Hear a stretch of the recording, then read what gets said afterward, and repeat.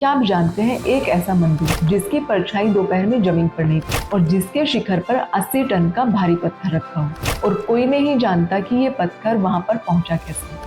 साल था 1003, लेकिन जिस ग्रेनाइट को आज भी लेटेस्ट टेक्नोलॉजी से काटना मुश्किल है, जब सिर्फ ह्यूमन ज्योमेट्री और एस्ट्रोनॉमिकल कैलकुलेशन से इसे गोल्डन रेशियो। सवाल तो ये भी है कि 80 टन का ये पत्थर 216 फीट की ऊंचाई पर पहुंचा कैसे, लेकिन आज तक इसका कोई भी ठोस आर्कियोलॉजिकल एविडेंस नहीं मिलता है।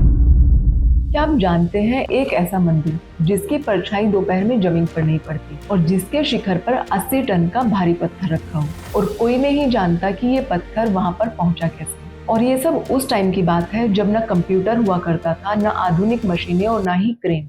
अब सवाल ये है कि क्या हमारे पूर्वज इतने वैज्ञानिक थे या हम ही उन्हें आज तक सही से समझ नहीं पाए।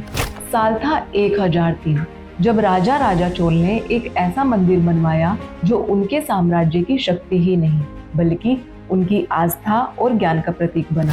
ये है तमिलनाडु राज्य के तंजावुर में स्थित भगवान शिव को समर्पित बृहदेश्वरा मंदिर। ये पूरा मंदिर ग्रेनाइट के पत्थरों से बना है, लेकिन जिस ग्रेनाइट को आज भी लेटेस्ट टेक्नोलॉजी से काटना मुश्किल है, तो आखिर उस टाइम ग्रेनाइट कैसे काटा गया। वैज्ञानिकों के रिसर्च से पता चलता है कि ये ग्रेनाइट पत्थर लोहे की जगह एब्रेसिव सैंड मतलब पत्थर घिसने वाले एक यूनिक रेत और प्रिमिटिव चेसिल टेक्निक से काटे गए थे। वैज्ञानिकों ने जांच में ये भी पाया कि मंदिर के पत्थरों पर कोई सीमेंट या चिपकने वाला मटेरियल नहीं है, ये सिर्फ इंटरलॉकिंग और बैलेंस पर टिके हैं। कहते हैं दोपहर के टाइम इस मंदिर की छाया जमीन पर नहीं पड़ती। तो क्या ये कोई देवीय शक्ति है या उस टाइम का उन्नत साइंस? क्या आज के इंजीनियर भी ऐसा कुछ डिजाइन कर सकते हैं? तो इसका जवाब है हाँ, बना सकते हैं, लेकिन सुपर कंप्यूटर की मदद से। पर ये मंदिर 11वीं सदी में बना था, जब सिर्फ ह्यूमन ज्योमेट्री और एस्ट्रोनॉमिकल कैलकुलेशन से इसे गोल्डन रेशियो और सोलर पाथ कैलकुलेशन से इस तरह डिजाइन किया गया कि छाया सामने की भूमि तक नहीं पहुंचती। सवाल तो ये भी है कि 80 टन का ये पत्थर 216 फीट की ऊंचाई पर पहुंचा कैसे। हिस्टोरियंस कहते हैं कि मंदिर के पास एक 6 से 8 किलोमीटर लंबा रैंप बनवाया गया था,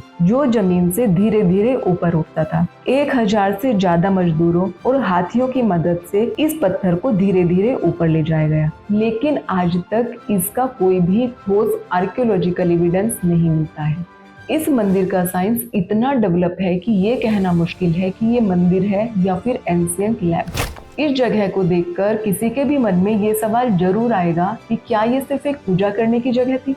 तो इसका उत्तर है नहीं, ये एक लर्निंग सेंटर हुआ करता था, एक यूनिवर्सिटी जहाँ पर dance, music, astronomy, science, architecture, math सब सिखाया जाता था। इस मंदिर की दीवारों पर 108 डांस पोजीशंस आज भी देखे जा सकते हैं, जो आज भी क्लासिकल डांस सीखने वालों के लिए ब्लूप्रिंट है। तो एक बार सोचकर देखिए कि 1000 साल पहले और आज के टाइम के बीच क्या अंतर है। क्या हम सच में आगे बढ़े हैं? क्योंकि तब बिना सीमेंट के ग्रेनाइट से इतना बड़ा मंदिर बनाया गया। पत्थर एक दूसरे में ऐसे फिट किए गए जैसे कोई पजल हो, बिना गोंद, बिना सीमेंट और बिना सपोर्ट, सिर्फ बैलेंस से। और आज हम बिना केमिकल सीलेंट्स, वाटरप्रूफिंग कोटिंग और आयरन रोड्स के एक मंजिल की इमारत भी खड़ी नहीं कर सकते। तब सूरज की चाल से नक्शा बनाया गया। मंदिर की हर दीवार, हर कोण ऐसे तय किए गए कि दोपहर को छाया भी जमीन पर ना गिरे। और आज ऑटोकैड, 3D मॉडलिंग और सैटेलाइट टूल्स के बिना बेसिक एलिवेशंस भी तय नहीं कर पाते। तब ये मंदिर सिर्फ पूजा की जगह नहीं थे, एक नॉलेज लैब हुआ करते थे। यहाँ पर डांस, मैथ, साइंस मतलब हर विद्या का आदान प्रदान होता था। और आज हम अपनी जड़ों को भूलकर मॉडर्निटी के नाम पर डिस्कनेक्ट हो गए हैं। हमने ज्ञान को सिर्फ किताबों और स्क्रीन में कैद कर लिया है। सवाल ये नहीं है कि उन्होंने क्या किया था, सवाल ये है कि क्या हम अपनी विरासत को समझ पाए हैं। आज भी IITians इस मंदिर पर रिसर्च करते हैं और इस मंदिर में इस्तेमाल हुई टेक्नोलॉजी को पूरी तरह समझ नहीं पाए हैं। तो आखिर ऐसी कौन सी नॉलेज और साइंस थी उन लोगों के पास में, जिसका प्रमाण आज भी हम हजारों साल बाद इस मंदिर की दीवारों पर देख पाते हैं। अगर आज भी इस मंदिर को फ्यूचरिस्टिक कहा जाए तो कुछ गलत नहीं होगा। आज भी इस मंदिर के विज्ञान को पूरी तरह समझने की कोशिश की जा रही है, लेकिन हम उसे फिर भी समझ नहीं पा रहे हैं। तो सोचिए, हम ऐसा क्या मिस कर रहे हैं? क्या हम अपने कल्चर से दूर होते जा रहे हैं? अगर आपको ये कहानी कहानी सिर्फ मंदिर ही नहीं बल्कि हमारी खोई हुई पहचान की लगी हो तो कमेंट में भारत जरूर लिखिए और वीडियो को शेयर कीजिए उन लोगों से जो अपनी जड़ों से जुड़ना चाहते हैं।